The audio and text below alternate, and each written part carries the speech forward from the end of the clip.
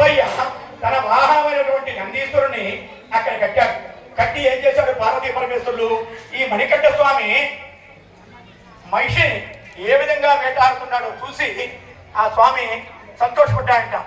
అక్కడ దేవాలయం ఉంది కాబట్టి ఆ దేవాలయం దగ్గర నమస్కారం చేసి శివ పార్వతులకి మళ్ళీ అక్కడి నుంచి నడక ప్రారంభించాలి. ప్రారంభించిన తర్వాత దగ్గరలో అడుదా నది వస్తుంది. ఏమి నది? అడుదా నది. అజుధ అంటే కన్నీరు.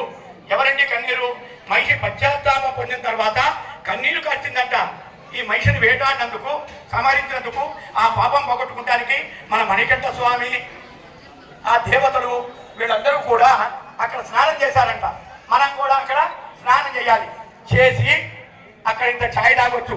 ఆ నదిలో స్నానం చేసినప్పుడు ఇంత చిన్న రాయి తీసుకోవాలి. ఎవరికి దొరికిన రాయి వాళ్ళు తీసుకోవాలి. ఆ రాయి మన పాపానికి కొలబద్ద.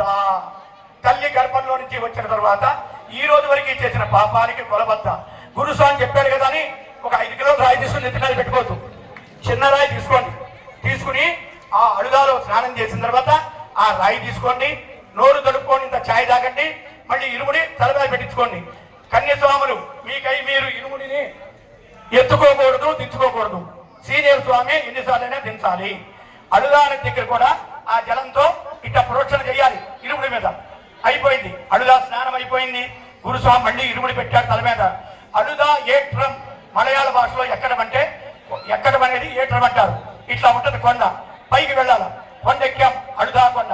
అడుదా కొండ ఎక్కిన తర్వాత అక్కడ కళ్యాణం కుండ్రు ఏమంటారండి? కలియం కుండ్రు అనే ప్లేస్ వస్తుంది. అక్కడ ఈ మహిషి సంహారం అయిన తర్వాత, మహిషి సంహారం అయిపోయిన తర్వాత ఈ మహిషి శరీరం కొద్ది కొద్దిగా